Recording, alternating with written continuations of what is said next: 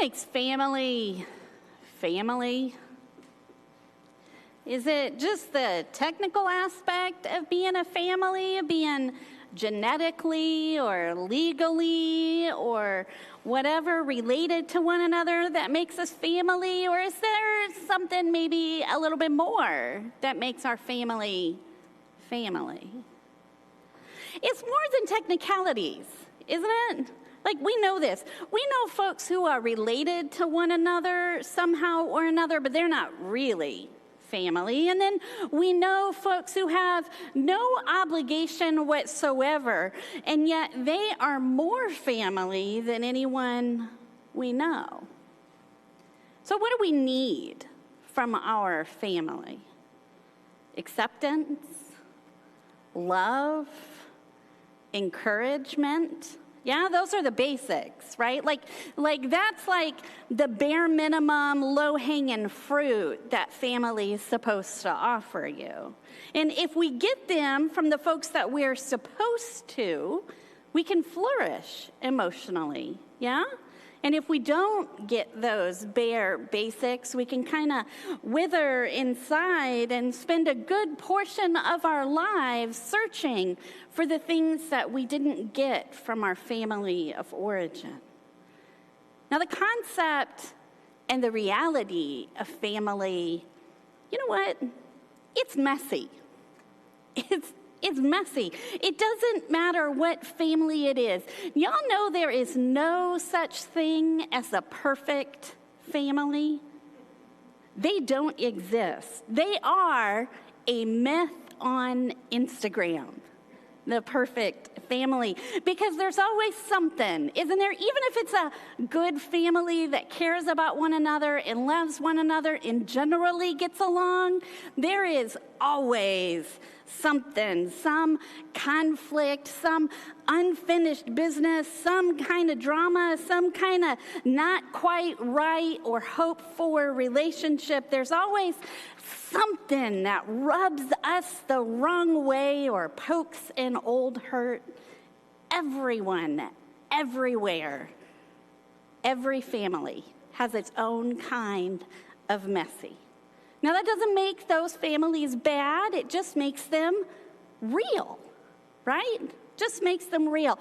But some families, they are a little bit extra in that department. They have more trouble than just being real.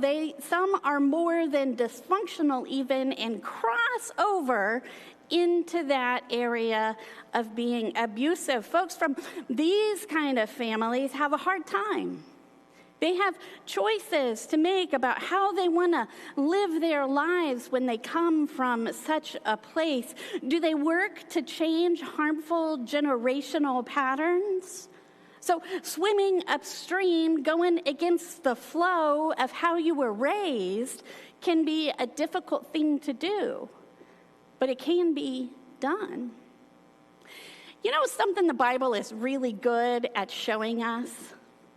Showing us people who are undoubtedly, unapologetically, absolutely insane. Y'all know that? Families who are completely messed up. Can you even think of a family in the biblical text that is just perfect and without its issues? Like, those don't exist. The families in the Bible, though, they are beyond messy, beyond dysfunctional, and we read it and we wonder, how on earth can they be an example to us? Like, isn't the Bible something that you're supposed to read and then follow and emulate? Like, these people are nuts. I mean, they are the perfect example of what not to do. And our text today, man, it is a fun one. It is the best example of what not to do. So we start with Abraham. Y'all remember Abraham? You remember him as one of the main ancestors of our faith, Father Abraham, that song that we sang all those years ago in Sunday school, along with his wife Sarah. Now, for a long time, they didn't have any children, and eventually they passed the age of it being possible, which is the Bible's polite way of saying they were too old to have a baby, and yet God had promised them children of their own. So Sarah and Abraham, trying to figure out a solution to this problem of infertility, decided that Sarah would give Abraham one of her slaves, Hagar, to make a baby with. Who already sees a problem?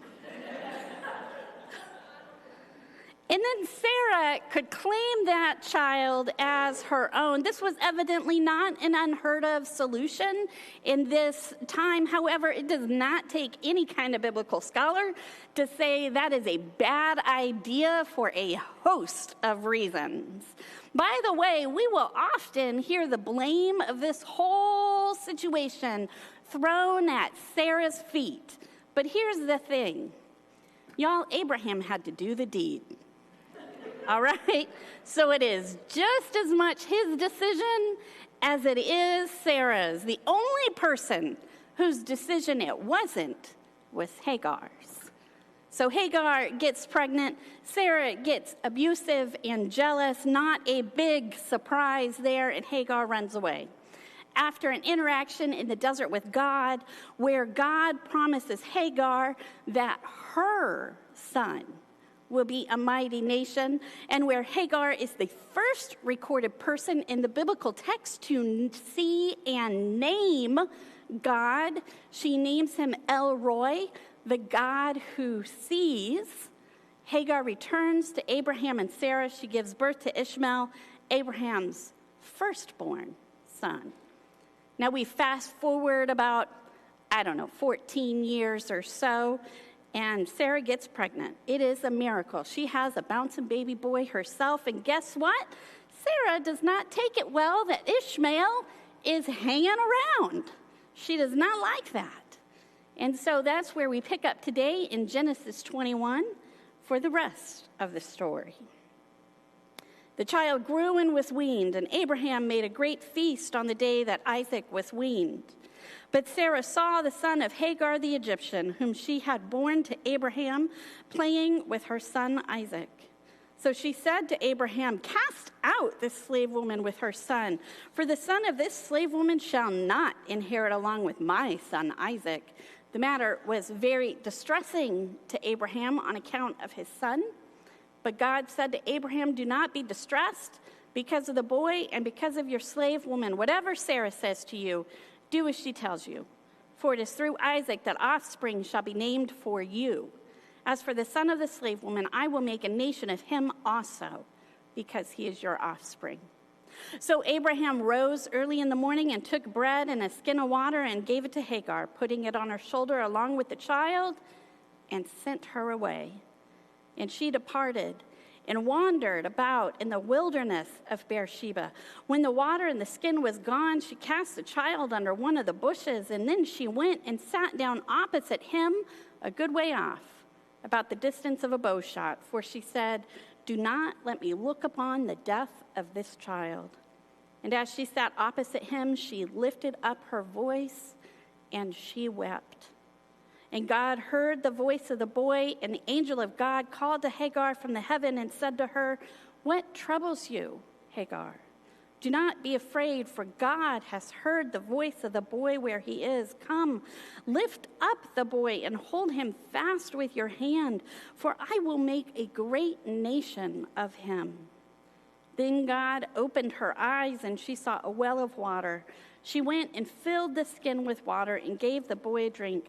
God was with the boy, and he grew up, and he lived in the wilderness and became an expert with the bow. He lived in the wilderness of Paran, and his mother got a wife for him from the land of Egypt. What a dad, right? Whew. We might be looking at that and thinking, well, our awkward Thanksgiving might not be so bad. Sarah and Abraham, y'all, they are not the heroes of this story. They are not. They are supposed to be the heroes in the stories in the Bible. They were given the opportunity. They were given the blessings to be the heroes, but they were not. Abraham and Sarah selfishly only considered their own needs and wants. They did not wait on God for what God had already promised, and they charged ahead without caring who got in their way. They had power, authority, and wealth. They had everything. And instead of using it to bless others, they abused someone vulnerable under their responsibility and created a situation where she was unable to consent, unable to voice her needs, unable even to live safely. It doesn't matter that it was an accepted practice in the culture of their time. It was still wrong. Dysfunctional families, they don't just happen by accident. Nothing happens in a vacuum.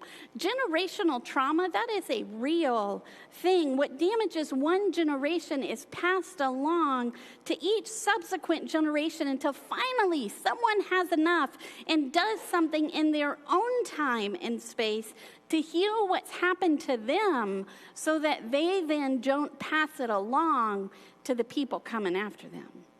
Now, is it possible that Abraham and Sarah were dealing with their own stuff? Their own insecurities, their own hurts, their own fears, their own wounds? Absolutely, 100%. Y'all know that saying, hurt people. That's right. But even so, it gives them no excuse to do what they did. Friends, that is not a way to build a relationship with God or the people around us. Let us do better by sometimes learning what not to do. Y'all ever look back? Now, I know I'm not the only one. Y'all ever look back at your family stories, the things that are passed along to you, and you look at generation after generation, and you sit there and you think, now, I know that's not right. Anybody? Yeah. What do we do with that realization? Well, we have to be truthful about the past, yeah? And then when we recognize the truth of whatever those situations are, that's when our choices come into play. Now, we can't go back and change the past. We can't right wrongs that we didn't do. We can't heal hurts and situations that we were not a part of. But we can't ignore it in the present time either. Because unresolved things, you know what they do? They come right back again. They come waving high all the time, just come right back. Every time we don't resolve our issues, they just go away for a little while, and then boom, they're right back where they were before. So we have a responsibility to those we love to do whatever we can to heal the hurts that we're a part of so that we don't pass them along to the people we care about. So how do we do that? Therapy. How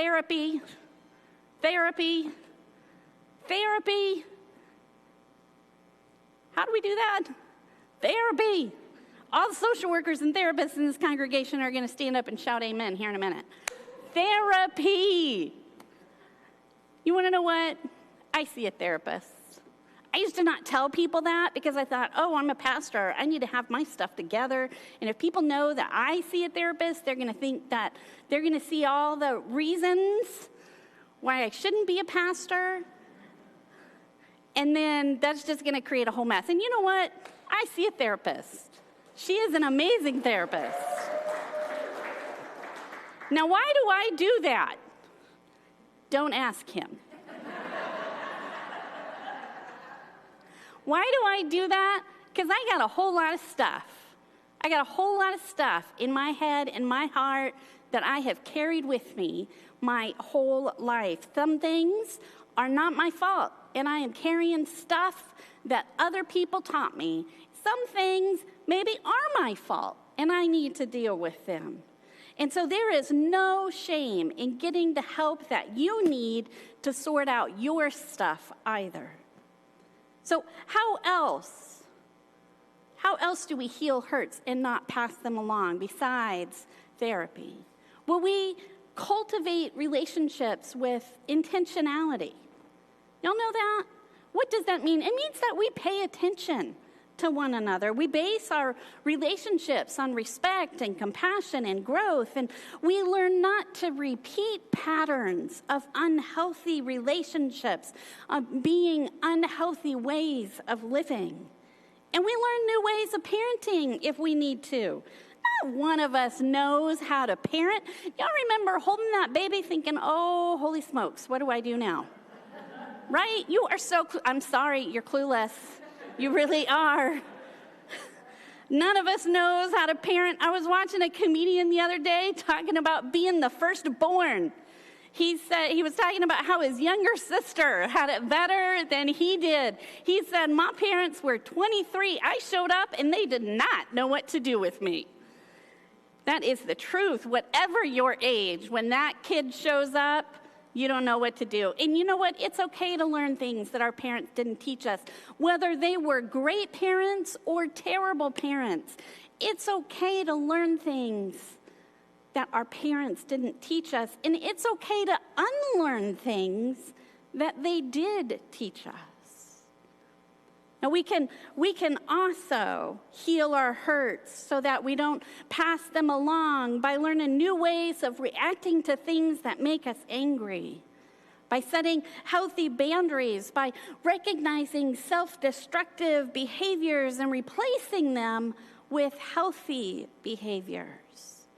And how else can we heal our hurts and not pass them along? Well, we can work at cultivating a spiritual center through prayer and study and worship and supportive relationships, the strength to look at those hurts, the strength to deal with our family's stuff, our own stuff. That doesn't just exist.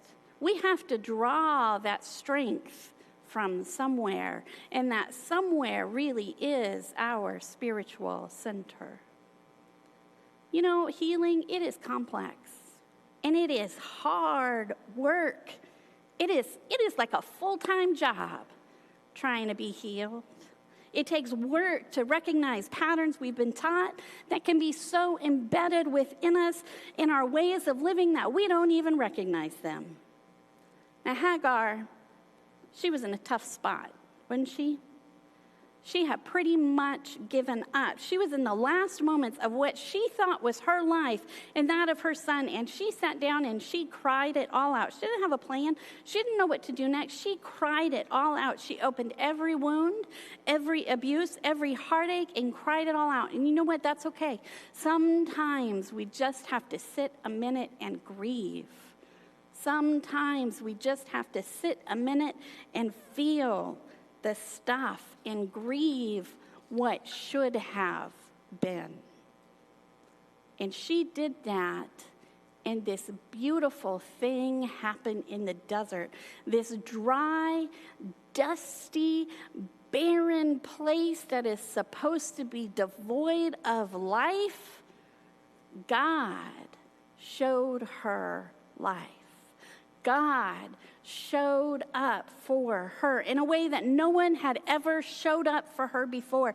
God heard her and her son and saw her and lifted her up and gave her the strength that she needed to begin again. And so she did. Step by step through that harsh, lonely desert, she walked with her son to a new life. A life of freedom, a life of promise. In this text, we read that God told Abraham, don't worry about Ishmael. I'm going to take care of him because he's your son. In Genesis 16, God told Hagar that God was going to take care of Ishmael because Ishmael was Hagar's son. So yeah, God mentioned it to Abraham, but he told Hagar first. Hagar then went into the future and chose the family she needed for herself and her son. Sometimes we got to do that. Sometimes that the family that we have in our origin is not healthy for us. Sometimes we got to go out and choose a family who is. And so that's what she did. She chose the family that she needed for her and her son. She worked to make a new life for them out of the ashes of the old one, and with her every step of the way through that hot, dusty sand was El Roy, the God who sees. And that God did not leave her in the desert. Amen. Let's pray this morning. Long before the change of name, before the first signs of new life showed up, long before the beginnings of promises fulfilled, God, you asked Abram to make his home among foreigners and share the blessing that was to come. And now, God, you ask the same faith of us, the faith to count ourselves among the least, the faith to find our place alongside the poor and broken, the faith to trust in your mercy and your promises to share what we have received. God, you ask and give us the faith to wait expectantly for your reign of justice and equity together with those who most need its gifts. Open our eyes. Help us see what you see. Teach us to be sharers of the blessings we enjoy, the blessing of plenty shared with those who need, the blessing of healing shared with those who are sick and wounded, the blessing of joy shared with those who celebrate, and tears shared with those who grieve, the blessing of friendship shared with those who are excluded, and the solidarity with those who fight injustice.